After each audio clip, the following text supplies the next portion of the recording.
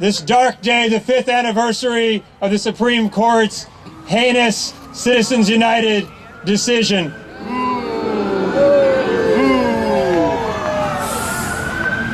It was 5 long years ago when the Supreme Court, by a 5-4 majority, issued its decision in Citizens United based on the idea that corporations should have the same rights as living, breathing human beings to influence elections, based on the idea that the spending of money is entitled to the same First Amendment constitutional protections as actual speech by actual people.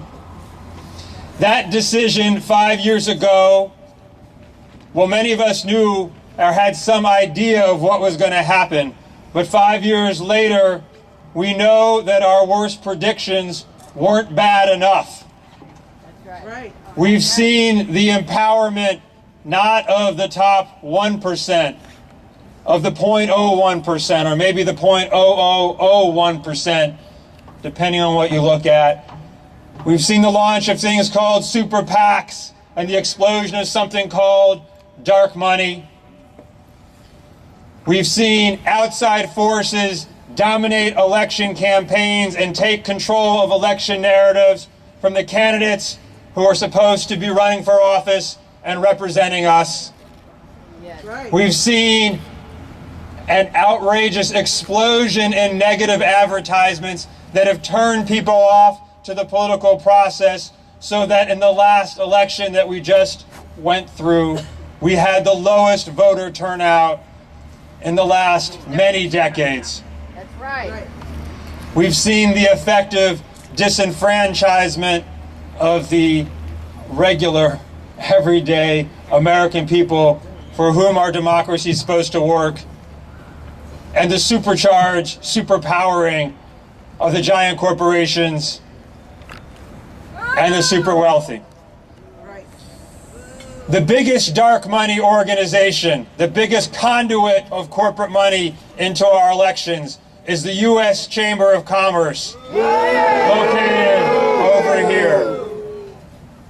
They have the temerity to put on their wall, on their outside their building, banners that now say jobs and growth. They took down recently the job sign that's been up for years, not recognizing their role and their members' role in bringing about the Great Recession, not recognizing or admitting that it's their influence and their power that has held back the economy rather than powered it forward, that has kept people working not for a living wage, that has deprived people of health care, that's interfered with our ability to address catastrophic climate change, that has kept people out of work, that has thrown people out of homes for no reason.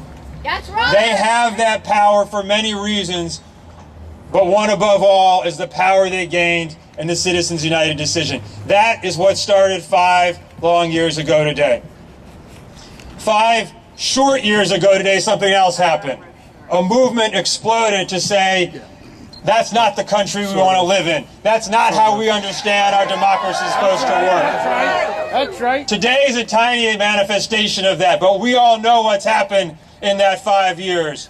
5 million people have signed petitions calling for overturning Citizens United by a constitutional amendment. That's right. More than around 600 cities and towns have passed resolutions calling for a constitutional amendment. 16 states have passed resolutions or the equivalent.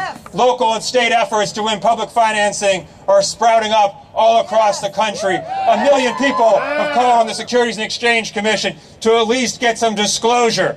So the movement has grown strong, but we haven't yet won even a little bit of what we need to win. We need that White House to show some leadership and help us take it across the line. We need to get some rules for the disclosure. We've got to win these local and state fights, and eventually we've got to win that constitutional amendment. Right. Here's what we're going to do today. We're mindful of the weather. We're hoping it's going to keep snowing and not raining.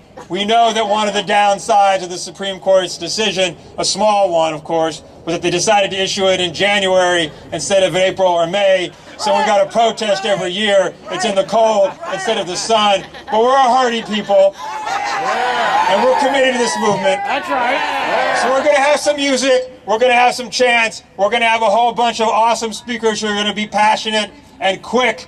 We're going to talk about what the Chamber of Commerce has done. We're going to talk about how Citizens United has affected our lives. We're going to talk about how we're going to overturn that decision. The first speaker we're going to hear from today